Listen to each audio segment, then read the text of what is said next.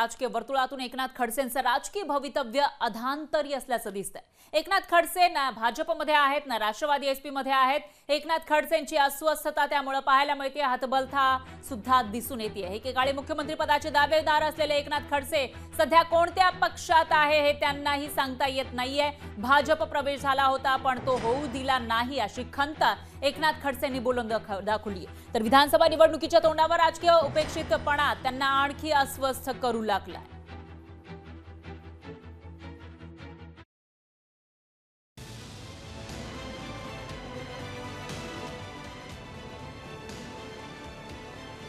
नड्डाजी विनोद तावडे आणि रक्षाताई यांच्या उपस्थितीमध्ये नड्डाजींनी माझ्या गळ्यात मफलर टाकून माझा प्रवेश घेतलेला आहे।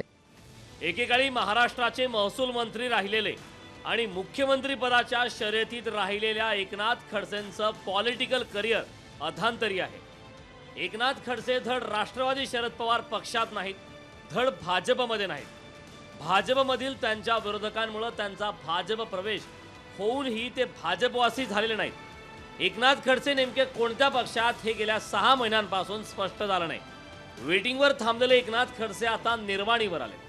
भाजपनं प्रवेश दिला नाही तर राष्ट्रवादी शरद पवार पक्षात जाणार असल्याचं खडसेंनी सांगितलं। शरद पवार साहेबांनी मला आमदारकीचा राजीनामा द्यायला मनाई केलेली आहे।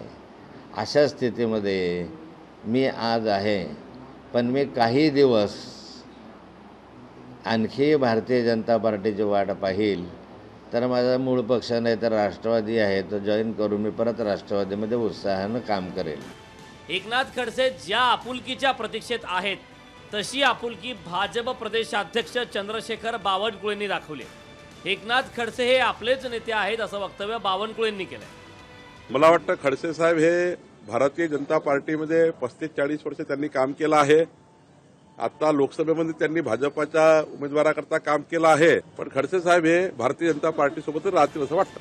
विधानसभा निवडणूक तोंडावर असताना एकनाथ खडसेंसारख्या नेत्यांच्या हाताला काहीही काम नाही। एका दिग्गज नेत्याचं राजकीय अस्तित्व अधांतरी लटकलंय। कोणताही राजकीय निर्णय घेताना आपला एकनाथ खडसे तर होणार नाही ना, याचा विचार दुसऱ्या पक्षात जाण्यासाठी तयार असलेले कुंपणावरचे नेते करतील।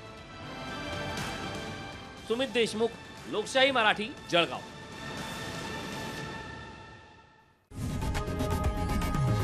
लोकशाही मराठी ऐका, पहा, जागरूक रहा।